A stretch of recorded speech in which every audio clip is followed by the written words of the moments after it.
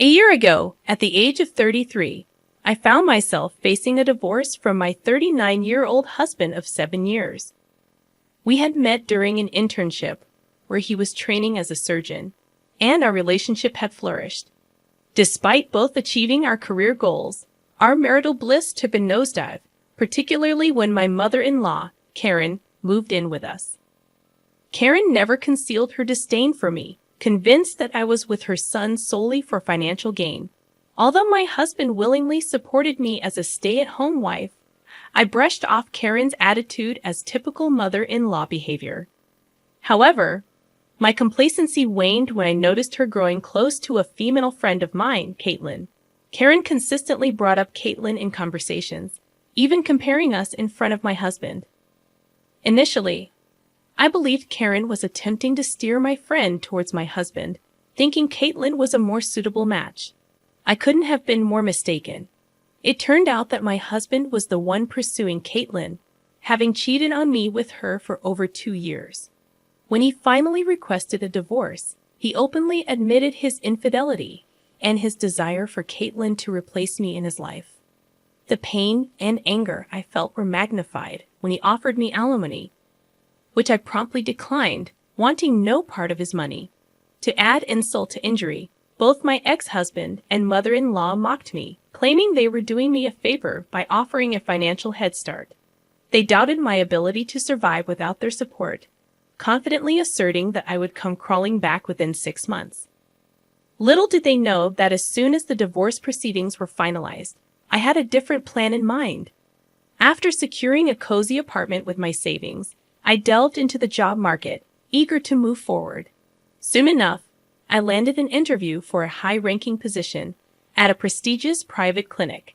It was there that I crossed paths with Garrett, my now fiancé, who happened to be my boss. What began as a typical office romance turned into a whirlwind.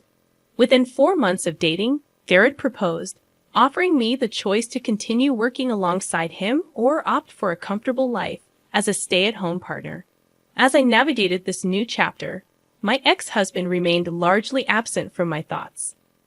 Pride prevented me from indulging in the post-breakup habit of stalking his social media. However, about a week ago, my ex reached out, expressing a desire to talk. Initially, I dismissed and blocked him upon discovering the message's origin. Yet persistence prevailed, and the following day he showed up at my workplace. After some reluctance, I agreed to a lunch meeting, expecting a one-on-one conversation. To my surprise, his mother joined us. During the lunch, my ex went on a remorseful tirade, expressing regret for their past actions and desperately seeking forgiveness. The climax was their pitiful request for me to take him back. Unimpressed, I labeled their plea as pathetic and reminded them of their earlier prediction that I would be the one crawling back to them within 6 months. Despite my firm rejection, they persisted in begging, painting a picture of life returning to its previous state. As my lunch break neared its end, I firmly declined and asked them to leave me alone. I asserted that I now had a fiancé, who I proudly claimed was 100 times better than my ex-husband. Leaving the scene, I taunted my ex by vaguely mentioning my fiancé as someone from work. Upon returning, I shared the bizarre encounter with Garrett, who promised to investigate the situation. The next 2 days unfolded with an air of anticipation. Upon obtaining the information, Garrett's investigative team uncovered a disturbing revelation about my ex-husband. It appeared that, driven by ego and negligence, he had left an item inside a patient during one of his surgeries. The patient, upon discovering this, promptly filed a lawsuit against the hospital, which responded by terminating my ex-husband. The ongoing lawsuit posed a significant threat to his medical license. Understanding the gravity of the situation, I realized why my ex-husband and mother-in-law were desperately seeking my forgiveness. However, I turned to seek the perspective of others, posing the question, am I the a-hole for refusing to take my ex-husband back despite their pleas? In the first update, I shared that 2 days after the lunch confrontation, Garrett handed me an envelope containing a report filled with inaccuracies and lies aimed at discrediting me. It was evident that my ex-mother-in-law and her son were behind this attempt to tarnish my reputation. The letter emphasized my relationship with a coworker and referenced company policies, revealing they had done some research. Ironically, they failed to realize that my co-worker boyfriend was the owner who had implemented those policies. I chose to ignore their efforts, anticipating that it might not be the end of their schemes. In the second update, I confirmed my suspicions as letters inundated our mailbox, filled with complaints about me. Fake accounts posted negative reviews on our clinic's review site, all part of their orchestrated attempt to sabotage my career. Despite the fake nature of these accounts, the relentless assault on my professional reputation was unnerving. The situation made me reflect on the potential consequences had I not been in a relationship with Garrett. As I grappled with these challenges, I couldn't help but wonder about the lengths they were willing to go to destroy my career. The updates unfolded with a mix of gratitude for support received and apprehension about the ongoing efforts to undermine my professional life. I chose to build my life without them, refusing to be their lapdog once again. Contemplating revenge, I set my sights on something equally significant, his marriage. Aware of my ex-friend's jealousy, I envisioned her dismay upon learning that he was attempting to return to me, the woman they had deemed useless. Seeking a taste of their own medicine, I wondered what you guys thought of my plan. In the third update, I executed my revenge, creating a new Instagram account. I easily found my ex-friend Caitlin, who, despite her husband's job loss and impending court case, portrayed a life of luxury on social media. Her posts flaunted shopping sprees, cozy dates, and notably her pregnancy. Discovering that she had married the man-child ex-husband just 2 months after our divorce stung, considering the wasted 7 years of my life. Nonetheless, armed with this information, I initiated a conversation with her, gradually forming a friendship. Over a month, I subtly planted seeds of doubt, playing the role of a caring friend while learning about her marital troubles. Once convinced she was where I wanted her, I called my ex-husband, convincing him to meet privately to discuss rekindling our marriage. I informed my fiancé, ensuring everything was stable for the upcoming events. At the meeting, I found him nervously happy, relishing in the twisted satisfaction of knowing his joy would soon turn sour. Implementing stage 1 of the plan, I set the rule that he must refer to me in the third person. Confused but compliant, he played along. Transitioning to stage 2, I used leading questions to extract information about his marriage. As expected, he unleashed a torrent of slander, detailing his unhappiness, lack of love for his wife, and regrets about leaving me. He even expressed distaste for the unborn child, wishing for a miscarriage. He willingly threw his current wife under the bus, outlining explicit plans to return to me at the first opportunity. Though some details are not safe for work, the outcome aligned perfectly with my expectations. He willingly exposed his true colors, confirming that my revenge plan was succeeding. Once I successfully deceived him into pouring out his heart, I sweetly assured him that I needed time to process everything. I promised that the next time we met, I would be single and ready to rekindle our relationship. He eagerly embraced this prospect, displaying childlike excitement. In that moment, a sadistic pleasure washed over me, knowing the imminent betrayal he was about to experience. Back home, I collaborated with my husband and a team of editors, marking the initiation of stage 3 of the plan.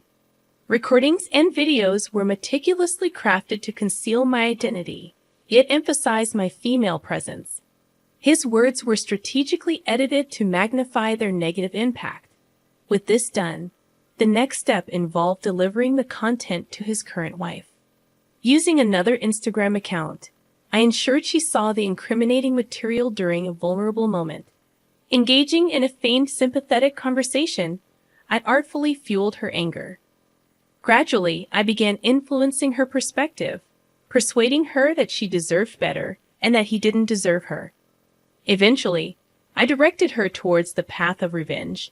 Continuing the act of a concerned friend, I encouraged her to divorce him and take everything, emphasizing that he wanted to return to his ex-wife.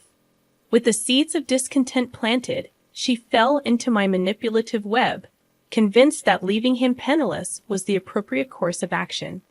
In the fourth update, I gleefully reported that my plan had worked. A week after the revelation, he called me in a fit of rage, threatening retaliation for deceiving him.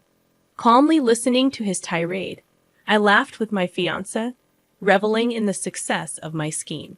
Soon after, I received a message from my newfound bestie, announcing the commencement of the divorce process. With the money I provided, she secured a formidable lawyer, ready to leave him financially depleted. As usual, I continued my manipulative influence, planting sinister ideas in her mind. Once convinced that she had turned against him, I disappeared, citing business as an excuse. The onslaught of letters also ceased, signaling the apparent success of my elaborate plot. So, it seemed they had finally realized I wouldn't be getting fired anytime soon. After the whole divorce ordeal and my ex-husband going off on me, I received a surprising message from him just 1 month and a few days later. He claimed he wanted to apologize for what happened. Initially shocked and suspicious, my doubts were confirmed when he suggested we have dinner on him as an apology gift. He also expressed a desire to discuss the possibility of rekindling or at least becoming friends again, emphasizing that we were friends before lovers. Discussing this with my fiancé, we both harbored suspicions and decided to play along. My fiancé had someone discreetly watch and follow him to uncover any potential ulterior motives. It didn't take long for the suspicions to be validated. 3 days before the planned date, he visited a store known for its background deals on certain substances, including roofies. Upon further investigation, it became clear that he intended to drug me during the date, film compromising scenes, and then use it as leverage for various purposes, possibly including blackmail, money, rekindling the relationship, or assistance with his court case. The horrifying realization of his intentions left me horrified. Reacting to this revelation, my fiancé proposed a counterplan, suggesting we give him a taste of his own medicine. The day before the scheduled dinner, we arranged for a male stripper to discreetly follow me on the date, keeping a distance until the drugged food or drink was switched. Once the effects kicked in, the stripper would intervene and capture the moment, intending to send the footage to his wife and those suing him. Executing the plan flawlessly, I met up with him on the arranged day, enduring another round of his apologies and remorseful speeches. He admitted to falsely accusing me of sabotaging his marriage, even thanking the unknown person behind it. While engaging in this conversation, I observed him drugging my drink, but managed to switch it in the nick of time.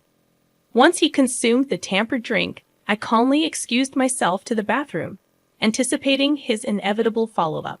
True to expectations, he soon entered the dimly lit hallway, only to be swiftly seized and taken away. The plan had successfully unfolded, and I awaited the aftermath of our strategic retaliation. I played my part by inquiring about him and settling the bill that night. The events of that evening were a blur, but the morning after, his wife texted me, claiming she was devastated. Apparently, the man she was divorcing, who was now expecting a child with me, had not only cheated on her with his ex-wife, but also with a man. It was a ludicrous situation, and though I struggled to maintain a composed demeanor, I kept up the act. Simultaneously, I continued with the lawsuit, and judging by the latest headlines, the video had reached its intended audience. That's the gist of what's been happening. I sense that everything is approaching a resolution, and soon things will return to normal. I'll wait and see before providing a final update. In the concluding update, I reveal that he lost everything just as I desired. His marriage crumbled, and Caitlin took everything in the divorce, gaining full custody, child support, alimony, essentially every conceivable asset.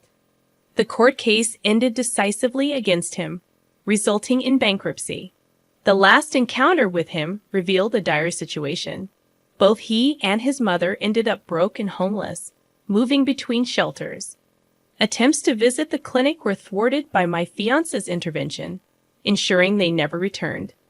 As I prepare for my upcoming marriage, I reflect on the irony that he divorced me with the belief that I would suffer without them. Yet it's he who finds himself begging for scraps.